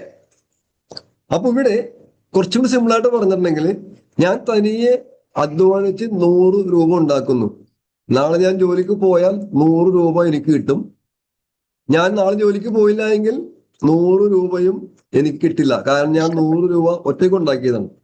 നേരെ മറിച്ച് എനിക്ക് 100 പേരിൽ നിന്നും ഓരോ രൂപ വെച്ചാണ് കിട്ടിയിരുന്നതെങ്കിൽ, നാളെ ഞാൻ ജോലിക്ക് പോയില്ല എങ്കിൽ എത്ര രൂപ ഇല്ലാതാവും? 1 രൂപ 99 രൂപയും കിട്ടും. ഏതാണ് നല്ലത്? ഇതാണ് നല്ലത്. പക്ഷെ നമ്മുടെ സമൂഹത്തിലെ ഭൂരിഭാഗം വരുന്ന ആൾക്കാരും അവനവന്റെ മാത്രം 100 രൂപയിൽ ഡിപ്പെൻഡ് ചെയ്യുന്ന ആൾക്കാരാണ്. അതുകൊണ്ട് സംഭവിക്കുന്നു, ഒരു പ്രശ്നം വന്നാൽ, ഒരു ഹോസ്പിറ്റൽ കേസ് വന്നാല്, ഒരു അടിയന്തരം വന്നാല്, അല്ലെ, എന്തെങ്കിലും ഒരു അനിഷ്ട സംഭവം വന്നു കഴിഞ്ഞാൽ നമ്മൾ മറ്റുള്ളവരെ ഡിപ്പെൻഡ് ചെയ്യേണ്ടി വരും, അല്ലെ? ഓക്കെ. ഇനി അടുത്തത് എന്താണ് ശരിയായ വെൽത്ത് എന്ന് പറയുന്നത്? ശരിയായ സമ്പത്ത് എന്ന് പറയുന്നത് എന്താണ്? ധാരാളം പണമാണോ? ഒരുപാട് പണക്കെട്ടുകളാണോ ശരിയായ സമ്പത്ത്? അല്ല, അല്ലെ? ശരിയായ സമ്പത്ത് എന്ന് പറയുന്നത് എന്താണ്? ആവശ്യത്തിന് പണം, അതേമാതിരി തന്നെ ആവശ്യത്തിന് സമയം, അല്ലെ? നമുക്ക് എപ്പോഴാണ് വേണ്ടത് ആ സമയത്ത് ആവശ്യത്തിന് പണം, എപ്പോഴാണ് നമുക്ക് ഫ്രീ ആയി നമുക്ക് എൻജോയ് ചെയ്യാൻ വേണ്ടത് ആ സമയത്ത് നമുക്ക് സമയവും പണവും ഒരേ മാതിരി ലഭിക്കുമ്പോഴാണ് ശരിയായ വെൽത്ത് എന്ന് പറയുന്നത്, അല്ലെ? ശരിയാണോ? ചില ആളുകൾക്ക് ധാരാളം സമയമുണ്ടാവും, അല്ലെ? ധാരാളം സമയം ഉണ്ടാവും, പക്ഷെ അവർക്ക് എന്തുണ്ടാവില്ല? പണം ഉണ്ടാവില്ല. ചില ആളുകൾക്ക് ധാരാളം പണം ഉണ്ടാവും, പക്ഷെ അവർക്കൊന്നിനും സമയം ഉണ്ടാവില്ല, നിന്ന് തിരിയാൻ സമയം ഉണ്ടാവില്ല. വളരെ ഫേമസ് ആയിട്ടുള്ള ആൾക്കാരാവും, അല്ലെ? അപ്പൊ ആവശ്യത്തിന് സമയവും ആവശ്യത്തിന് പണവും ഒരുമിച്ച് ലഭിക്കുമ്പോഴാണ് അത് ശരിയായ ഒരു സമ്പത്ത് എന്ന് പറയുന്നത്, അല്ലെ? ശരിയാണോ?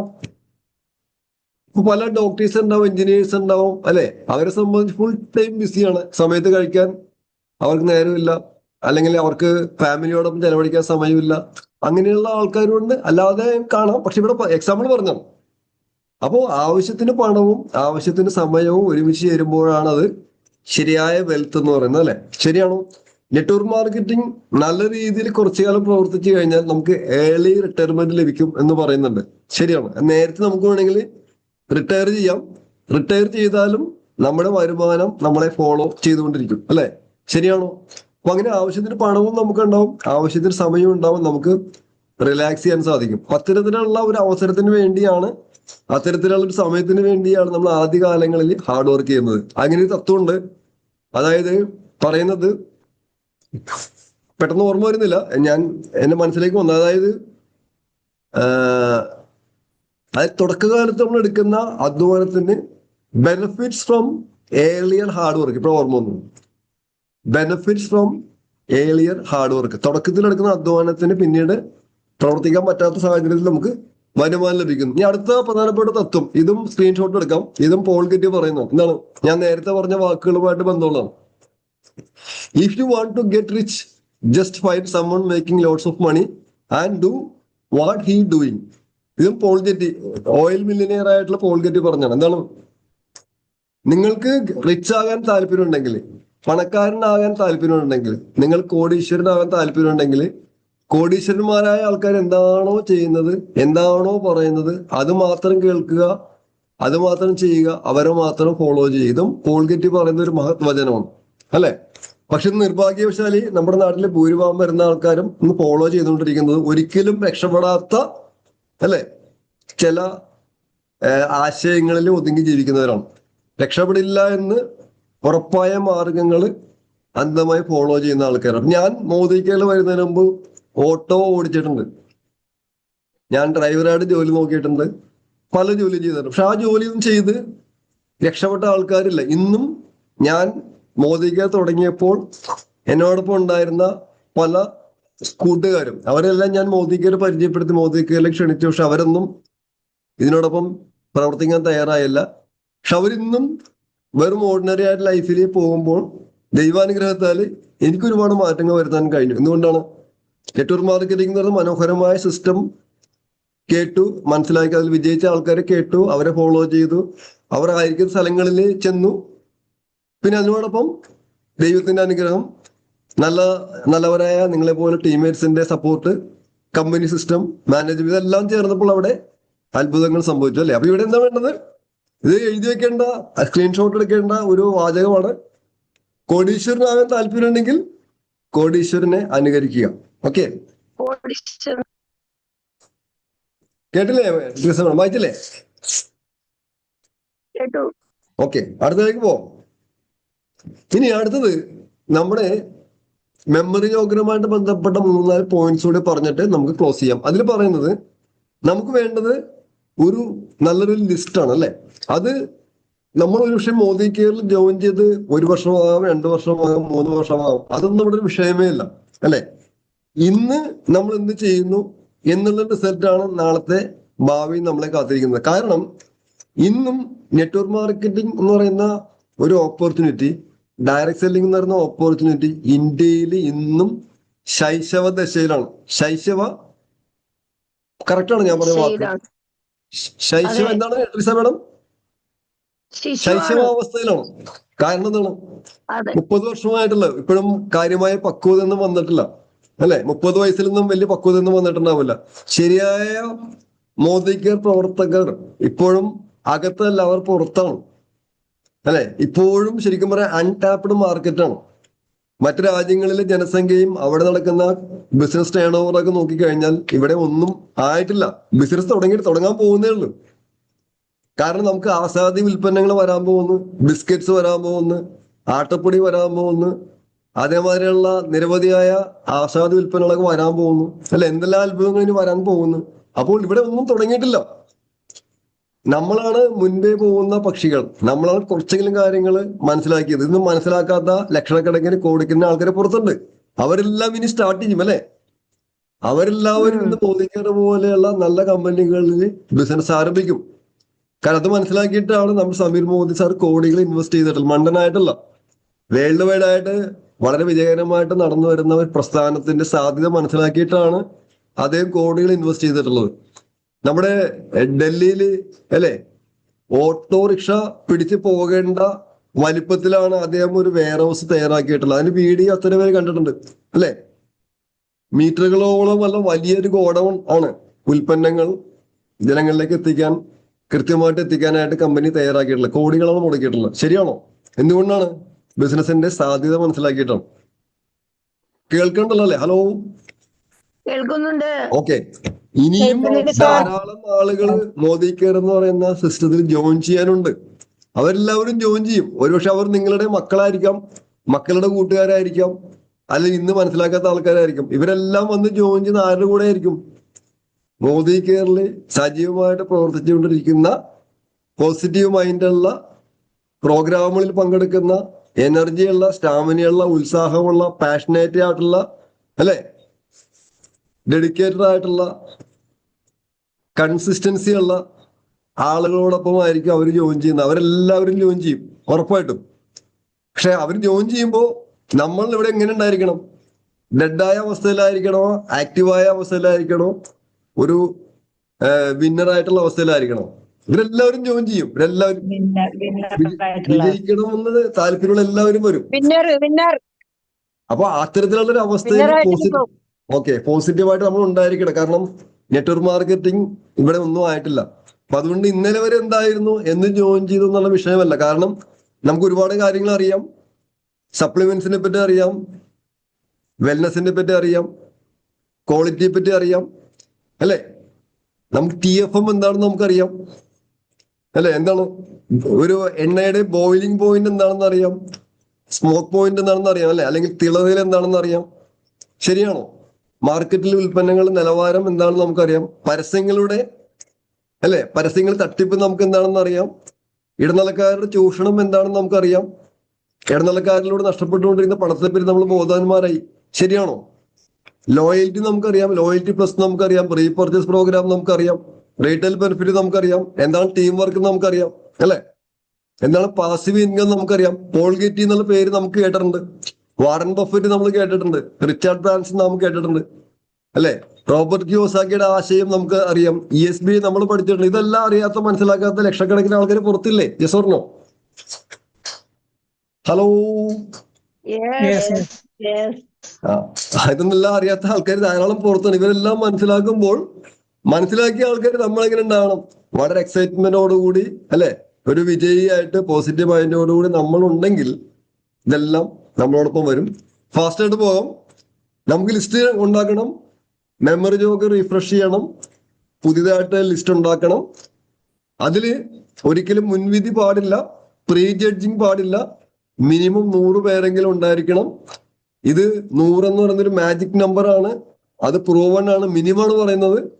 റൂളുകൾ തെറ്റിക്കരുത്, സിസ്റ്റം തെറ്റിക്കരുത്. ഫോളോ ദി സക്സസ്ഫുൾ ലീഡേഴ്സ്, അല്ലെങ്കിൽ സിസ്റ്റം നമ്മൾ ഫോളോ ചെയ്യാം.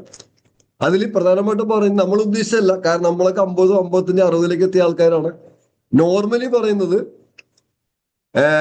നമ്മളിന്ന് ഒരു പ്രയോറിറ്റി കൊടുക്കണം. ഒരു 25, 55 അടക്കമുള്ള ആളുകൾക്ക് കൂടുതൽ പ്രാധാന്യം കൊടുക്കണം. നമ്മൾ ഉദ്ദേശിച്ചല്ല. നമ്മളൊക്കെ അതിനപ്പുറത്തേക്ക് വളരെ പവർഫുൾ ആയിട്ട് അല്ലെ, ഏജിനൊക്കെ മറികടന്ന് യുവത്വത്തിലേക്ക് തിരിച്ചു പോയിക്കൊണ്ടിരിക്കുന്ന ആൾക്കാരാണ് അല്ലെ. നമ്മളെല്ലാവരും പ്രായം കുറഞ്ഞുകൊണ്ടിരിക്കല്ലേ? ആരും പ്രായം കൂടുന്നില്ലല്ലോ, മെന്റലി ഫിസിക്കലി എല്ലാവരും റിവേഴ്സ് പോയിക്കൊണ്ടിരിക്കുകയാണ് അല്ലെ. ഓക്കെ.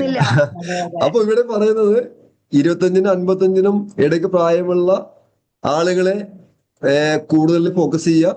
സാധാരണക്കാരായ ആൾക്കാരെ ഉദ്ദേശിച്ചാണ്, നമ്മളെ ഉദ്ദേശിച്ചല്ല. നമ്മള് എന്താണ്, എക്സ്ട്രാ ഓർഡിനറി ആണ്. കല്യാണം കഴിഞ്ഞ ആളുകളെ കൂടുതൽ ഫോക്കസ് ചെയ്യുക. കാരണം അവർക്ക് പണത്തിന്റെ ആവശ്യകത കൂടുതലുണ്ടാവും. നിലവിലുള്ള വരുമാനത്തിൽ സാറ്റിസ്ഫൈഡ് അല്ലാത്ത കഷ്ടപ്പെടുന്ന ആൾക്കാരെ ഫോളോ അപ്പ് ചെയ്യുക. പിന്നെ എല്ലാറ്റിലും ഉപരിയായിട്ട് കുറച്ച് ഉത്സാഹമുള്ള ആൾക്കാരെ ഒന്ന് നന്നായിട്ട് ചിരിക്കുന്ന, നന്നായിട്ട് സംസാരിക്കുന്ന, മുൻപിൽ നിൽക്കുന്ന അല്ലെ, അങ്ങനെയുള്ള ആളുകളെ നമ്മൾ കൂടുതൽ ഫോക്കസ് ചെയ്യുക. അല്ലാതെ ഉള്ള ആളുകൾ പിന്നീട് ഇത്തരത്തില് ഉത്സാഹത്തിൽ വരാനും സാധ്യതയാണ്. ഞാനൊക്കെ അത്തരത്തിലുള്ള ആളായിരുന്നു. ഞാൻ അത്ര ഉത്സാഹമുള്ള ആളൊന്നും ആയിരുന്നില്ല. പക്ഷെ എന്നെ ഉത്സാഹിയാക്കി മാറ്റിയത് നെറ്റ്വർക്ക് മാർക്കറ്റിംഗ് ആണ്. അപ്പൊ ഇങ്ങനെയുള്ള ആളുകൾക്ക് ഇമ്പോർട്ടൻസ് കൊടുക്കുക. പിന്നെ നമ്മുടെ മെമ്പർ ജോഗറിന് ഫ്രണ്ട്സ് എന്നാണ് പറയാറുള്ളത്. സമയത്തിന് പോരായും ഞാൻ ഫാസ്റ്റായിട്ട് പോവുകയാണ്. ഫ്രണ്ട്സ് എന്ന് പറയുമ്പോൾ എന്താണ്? എഫ് ഫ്രണ്ട്സ് അല്ലെ, എഫിന്റെ ആദ്യത്തെ അക്ഷരമായിട്ടുള്ള എഫ് ഫ്രണ്ട്സ്. 6 റിലേറ്റീവ്സ് നമ്മുടെ ബന്ധുക്കൾ. 3 നമ്മൾ പഠിച്ച സ്ഥാപനങ്ങൾ ഇൻസ്റ്റിറ്റ്യൂഷൻ അല്ലെ, നമ്മൾ പഠിച്ച സ്ഥാപനങ്ങൾ സ്കൂളുകൾ, കോളേജുകൾ, ടൈപ്പ് റൈറ്റിംഗ് ഇൻസ്റ്റിറ്റ്യൂട്ടില് അല്ലെങ്കിൽ അതേമാതിരിയുള്ള സ്ഥലങ്ങൾ. കമ്പ്യൂട്ടർ സ്ഥാപനത്തിൽ പഠിക്കാൻ പോയിട്ടുണ്ടാവും, മ്യൂസിക് പഠിക്കാൻ വേണ്ടി പോയിട്ടുണ്ടാവും അല്ലെ, പല നൃത്തം പഠിക്കാൻ വേണ്ടി പോയിട്ടുണ്ടാവും. അപ്പൊ അങ്ങനെയുള്ള സ്ഥാപനങ്ങളിൽ നമുക്കുള്ള പരിചയക്കാര്, അവരുടെ പേരുകൾ. പിന്നെന്താണ്, നമ്മളുടെ കൂടെ ജോലി ചെയ്യുന്നവര്, നമുക്ക് ജോലി തരുന്ന ആളുകൾ അല്ലെ, എല്ലാവരും പല്ല് തേക്കുന്നവരും കുളിക്കുന്നവരും ആണ്. അവർക്കെല്ലാം ഓഫറുകൾ ആവശ്യമാണ്. അവരോടൊക്കെ പറയാം, അവരുടെ പേരിൽ എഴുതാം. എന്നെന്താണ്, നെയ്ബേഴ്സ് അയൽവാസികൾ. പിന്നെ ഡയറക്ടറി എന്ന് പറയുമ്പോൾ എന്താണ്, പഴയ ഡയറക്ടറി. ഇപ്പൊ അതിന് പകരം നമ്മൾ ഫോണുകളെ നമ്പറുകൾ ഉപയോഗിക്കാം. നമ്മുടെ ഡോക്ടേഴ്സ് അല്ലെ, ഡോക്ടേഴ്സിനും ഇത്തരം ഉൽപ്പന്നങ്ങൾ വേണം. അവർക്കും ലോയൽറ്റി പ്ലസും റീപർച്ചേസ് പ്രോഗ്രാമൊന്നും സൂപ്പർ മാർക്കറ്റുകൾ കൊടുക്കുന്നില്ല അല്ലെ. സ്ട്രേഞ്ചേഴ്സ്, അപരിചിതരായ ആൾക്കാർ അല്ലെ, നമ്മൾ യാത്ര പോകുമ്പോൾ പരിചയപ്പെടുന്ന ആൾക്കാർ. ഇതാണ് ഫ്രണ്ട്സിന്റെ ഫുൾ ഫോം നമ്മളുടെ മെമ്മറി ജോഗർ തയ്യാറാക്കാനായിട്ടത്. പിന്നെ നമുക്കിനി അവരെ ഇതിലേക്ക് കൊണ്ടുവരുന്നതിന് വേണ്ടിയുള്ള ക്വാളിഫയിങ് ക്വസ്റ്റ്യൻസ് ആണ്. ചോദ്യങ്ങൾ ചോദിക്കുക. നമ്മളെല്ലാവരും സാധാരണ ചെയ്യാറുള്ള എന്താണ്, വളരെ എക്സൈറ്റ്മെന്റോടുകൂടി ഫോറിൻ ട്രിപ്പിനെ പറ്റി, കാർ ഫണ്ടിനെ പറ്റിയും വലിയ ഇൻകത്തിനെ പറ്റിയൊക്കെ ഘോരഘോരം പറയും അല്ലെ, ഘോരഘോരം പറയും. നമ്മളെ ട്രെയിനേഴ്സ് പഠിപ്പിക്കുന്നത് അങ്ങനെ പറയരുത്. അങ്ങനെ പറഞ്ഞു കഴിഞ്ഞിട്ടുണ്ടെങ്കിൽ അവർ തെറ്റിദ്ധരിക്കും. നമ്മൾ അവരെ ഈ പറയുന്ന പോലെ എങ്ങനെയെങ്കിലും ക്യാൻവാസ് ചെയ്യാൻ വേണ്ടി വന്നവരാണെന്ന് തെറ്റിദ്ധരിച്ച് അവര് ബലം പിടിക്കും അല്ലെ. അതിന് പകരം അവരോട് ചോദ്യങ്ങൾ ചോദിക്കുക, ഇപ്പോഴത്തെ അവസ്ഥയെ പറ്റി ചോദിക്കുക, അവരുടെ പ്രോബ്ലം ചോദിക്കുക, അതിനുള്ള സൊല്യൂഷൻ എന്തൊക്കെയാണെന്നുള്ളത് പറഞ്ഞു കൊടുക്കുക ഫാസ്റ്റായിട്ട് പോകുമ്പോൾ. അതായത് സപ്ലിമെന്റ്സിനെ കുറിച്ച് ചോദിക്കുക. സപ്ലിമെന്റ്സിനെ കുറിച്ച് എന്തറിയാം, സപ്ലിമെന്റ്സിന്റെ ആവശ്യകത എന്താണെന്ന് അറിയാമോ? ഇന്ന് മാർക്കറ്റിൽ സംഭവിച്ചുകൊണ്ടിരിക്കുന്ന ഉൽപ്പന്നങ്ങൾ മായത്തെ പറ്റി നിങ്ങൾ അറിയുന്നുണ്ടോ, നിങ്ങൾ വായിക്കുന്നുണ്ടോ? ഇല്ല എങ്കിൽ നമ്മൾ അത് അവരെ ഓർമ്മപ്പെടുത്തുക, നമ്മളെ കയ്യിലുള്ള ടൂൾസ് കാണിക്കുക അല്ലെ. ശരിയല്ലേ ഞാൻ പറയുന്നത്? മാർക്കറ്റിൽ വന്ന ഉൽപ്പന്നങ്ങളെ കുറിച്ചുള്ള മായങ്ങൾ, മലയാളിയുടെ ഭക്ഷണം സർവത്ര മായം അല്ലെ.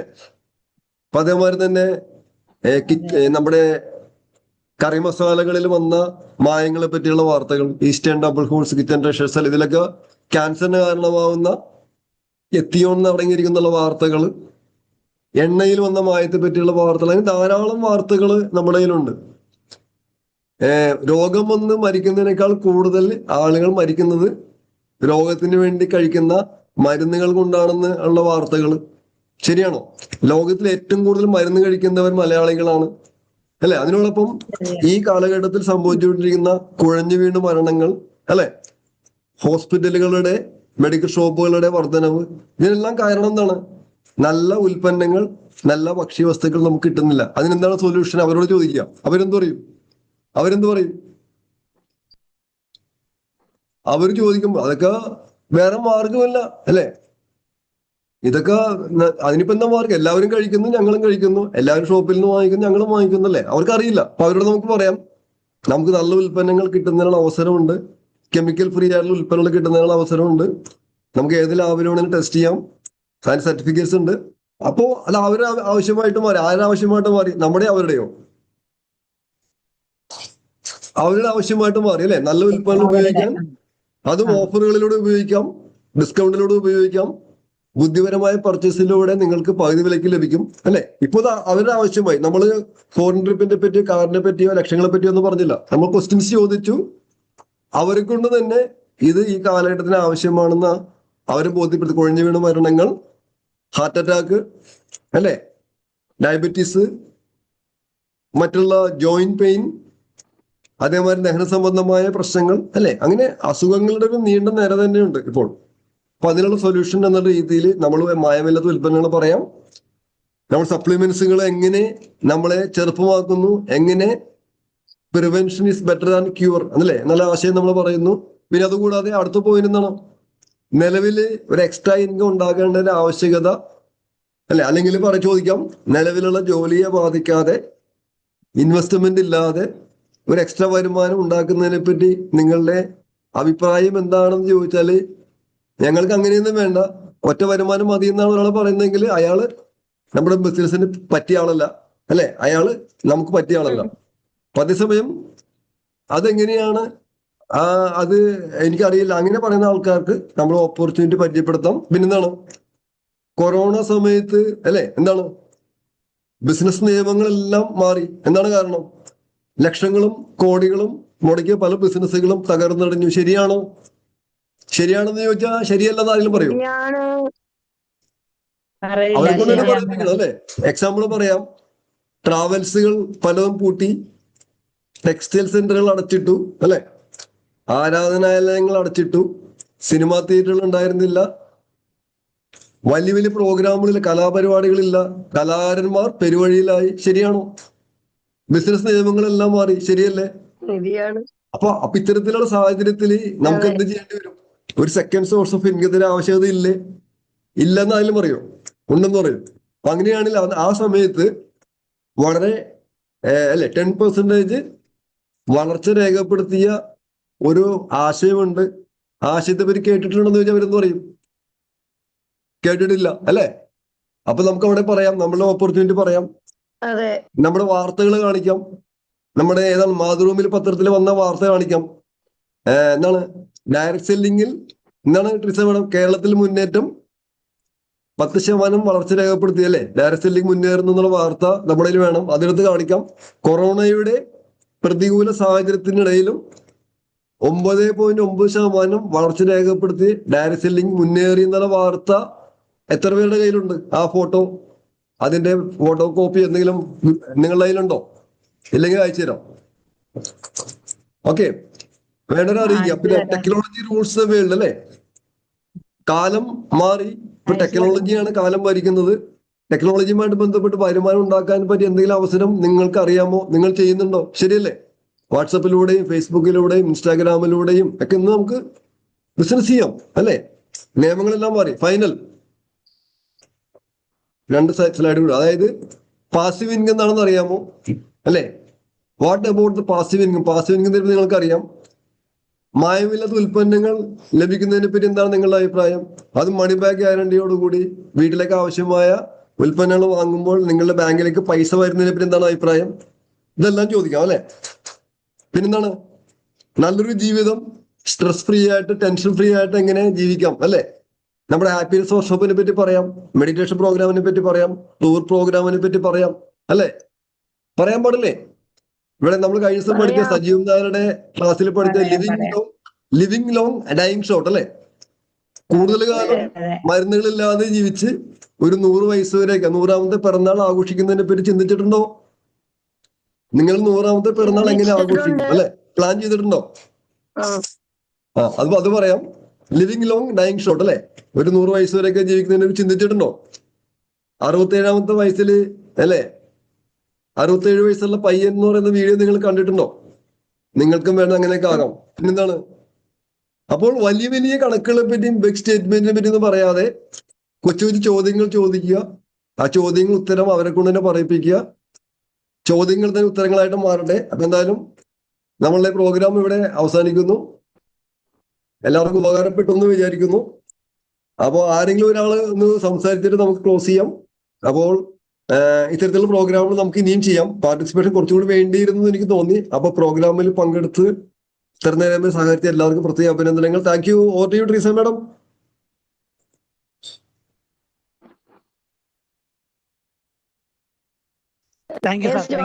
നല്ല നല്ല കാര്യങ്ങൾ നമ്മൾക്ക് ഇത്രയും നേരം പറഞ്ഞു പ്രവർത്തിക്കണം. ഈ വിജയാണ് ചെയ്തത്. എങ്ങനെ ഇതിൽ നിലനിൽക്കണം, എങ്ങനെ നെഗറ്റീവ് ചെയ്യുന്ന ആൾക്കാരോട് നമ്മൾ പോസിറ്റീവ് ആക്കി പറയണം എന്നെല്ലാമുള്ള ഒരുപാട് നിരവധി കാര്യങ്ങൾ എമറി ജോഗർ, അതുപോലെ തന്നെ നല്ല കമ്പനി എന്താണെന്ന് മനസ്സിലാക്കണം. ഇതെല്ലാം നമ്മൾ ഈ കുറഞ്ഞ സമയം എല്ലാം മനസ്സിലാക്കി തന്നു. പക്ഷെ കുറെ ജോളി സാറ് പ്രതീക്ഷയുണ്ടാവും. ജോളി സാറിന് അപ്പൊ നമ്മളെ പോലെ ആൾക്കാരെ